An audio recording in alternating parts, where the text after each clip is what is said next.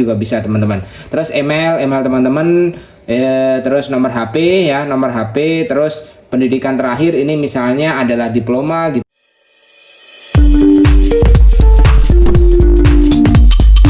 Video ini dipersembahkan oleh Radar Edukasi, berbagi wawasan menambah pengetahuan.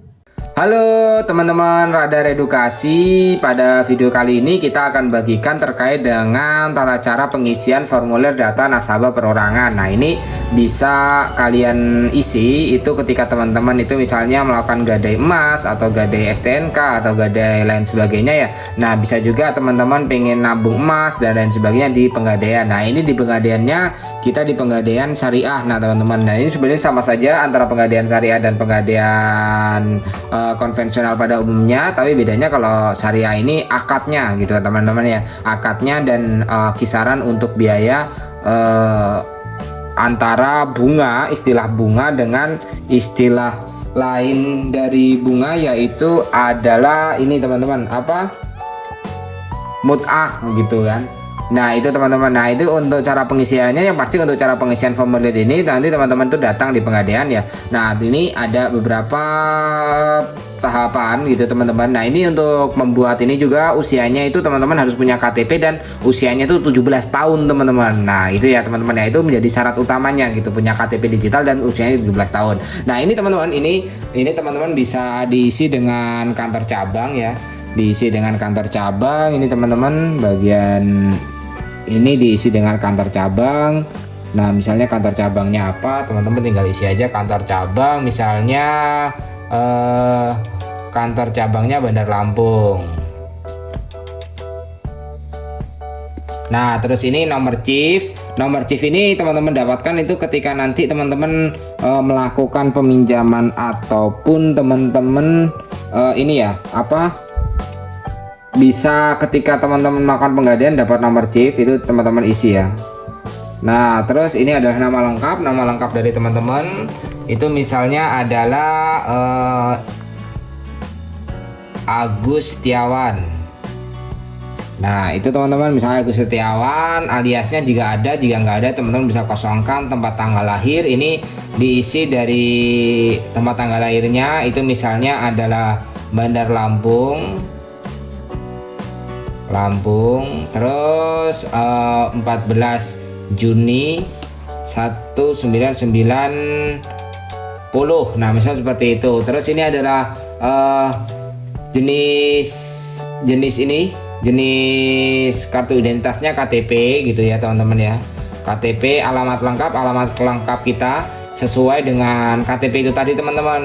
Nah kalau misalnya jenis kelamin ini pria, coret gitu ya.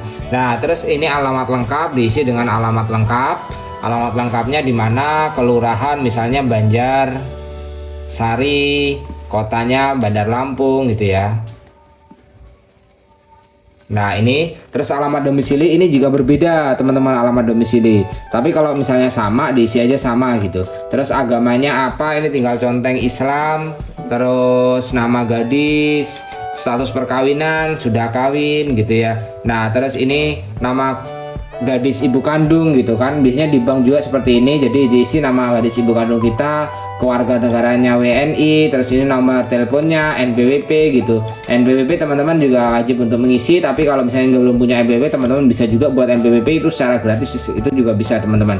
Terus email teman-teman, terus nomor HP ya, nomor HP, terus pendidikan terakhir ini misalnya adalah diploma gitu ya. Diploma, status tempat tinggal, milik sendiri, sewa kontrak, menumpang atau lainnya. Jadi kita biasanya bisa sewa kontrak nih ya. Terus pekerjaannya ada beberapa pilihan, antara misalnya pekerjaan teman-teman jadi pedagang gitu, pedagang. Terus jenis kantor usahanya, kantor apa, bidang usahanya apa, jabatan pangkat. Ini kalau PPNS itu, kalau enggak ya teman-teman bisa kosongkan gitu ya.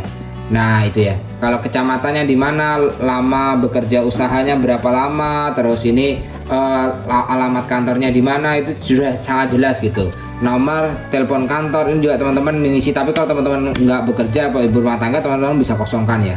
Terus data keuangan penghasilan kira-kira per bulan berapa gitu, teman-teman conteng aja gitu, sumber penghasilannya dari mana gitu, gaji, keuntungan bisnis, hasil investasi lainnya gitu, atau teman-teman bisa menyebutkan rekening bank teman-teman bisa pilih-pilih aja rekening bank apa gitu yang teman-teman pergunakan. Terus keluarga yang dapat dihubungi ini, nah ini teman-teman keluarga yang dapat dihubungi ini penting, teman-teman bisa menuliskan misalnya istri atau misalnya kakak kandung lain sebagainya, teman-teman bisa menghubungkannya di sini gitu, kakak anak kandung, orang tua, saudara kandung, kerabat lainnya, ini teman-teman nanti conteng aja. Nah terus alamat dari keluarga yang dihubungi ini siapa, ini sudah jelas nomor teleponnya berapa, alamat surat menyurat ini alamat sesuai domisili misal seperti itu. Nah itu nanti teman-teman ini ada lembar persetujuan nasabahnya.